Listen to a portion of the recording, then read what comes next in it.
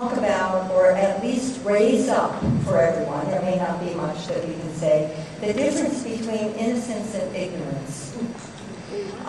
It's a very significant, important question. We had a little bit of conversation about that, and I'm happy to let Romeo say anything more that he would like to say about it. It was a conversation after the session. And the second thing that was raised, which I think we can talk about at length, was the question of whether or not, when you have people at Shalom Salam working together cooperatively and figuring out how to go forward, does that mean that problems are swept under the rug? Which I feel is a pretty American way of thinking about things. You know, if you've got a problem, if I have a problem with you, I tell you my problem, you tell me what you're going to do, I tell you what I'm going to do, and we hang the problem on the line, we name it, and we either solve it or we declare it a failure. Whereas what goes on in their homes is something very different. It doesn't spend so much time naming the problem as trying to get at people's sense of things, their beliefs, their hopes, their ideologies, their... As Omar said, the purpose of the village is not religion. That's not. The purpose is peace between two kinds of people who can understand each other. And the focus of identity is more cultural in that way. It's not religious. For example, my family is very religious, but that has nothing to do with the village. Cultural identity, to know your narrative, your story, and also the other person's story. So it's more cultural. Know your traditions, know who you are, your legacy, your history. And also...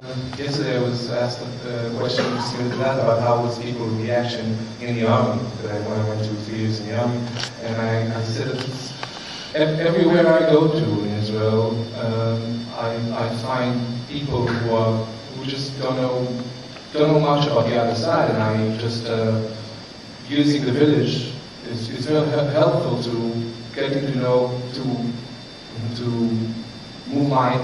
let them know my ideas about how to be, how can we solve or struggle for peace. So I study Tel Aviv. In Tel Aviv, there's a lot of youngsters, and there's a lot of people with a really open mind, and a lot of people very activists for justice, as youngsters are, and even people with the ignorance, you can say, as we said before. Youngsters that I get a lot of success with, for having my thoughts onwards to them. Shall we finish with the story from yesterday about Tom Paine Memorial? Or okay. I was just wondering if you, living together, did you feel there were more differences or more similarities growing up? Can I start? It's funny, I was talking about the same thing yesterday with a couple of people. I feel there are more similarities, because if you really look at stories, you find a lot of things. And more similarities, definitely, just to keep it short and sweet. This actually goes around this question about the conflicts about whether or not Jewish people, Jewish children, who were educated for peace and all that would join the army. It's a must, as you know. If you don't go to the army, you go to jail, unless you do some kind of story, you have physical issues.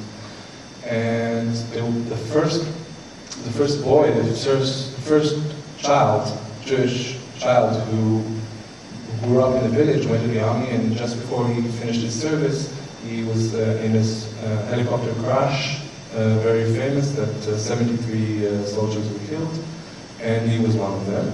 And there was a lot of tension in the village. A lot of people were sad. There was actually, I don't know who I said it to today, that they would say that they never saw so many Arabs walking behind, in a funeral of a Jewish soldier. And the issue came afterwards when the family wanted to grant a memorial on the basketball court, which was new for their child. And he said he wanted to write there his name and write child of peace, which was killed in the war. And there was a rejection from many of the Arab families. That it wasn't exactly Arabs against Jews. It was mixed. There was a big majority of Arabs said, well, he died in the war. He shouldn't go. He should have gone. Should not have gone there. And we don't want to keep that in memory of the village. And eventually, what happened is that the leader of the village went to the Palestinian leadership and asked them about what should we do. And they told him that, just give them what they want. Just, their sons fallen, just give them a memorial. Eventually there is a memorial, but it's something that's behind us, even though people have different opinions on that. I mean, that issue. I mean, also when I went to the army, it wasn't easy to many of the people. But, eventually, I don't get beaten in the streets, so people they still smile at me and friends with me, even though they might not like the fact that I went there. I hope they can understand my reason. It's come from a place that is not against them. So, there you have it. We're going to have Juma, and if you want to speak with the two of them after prayers,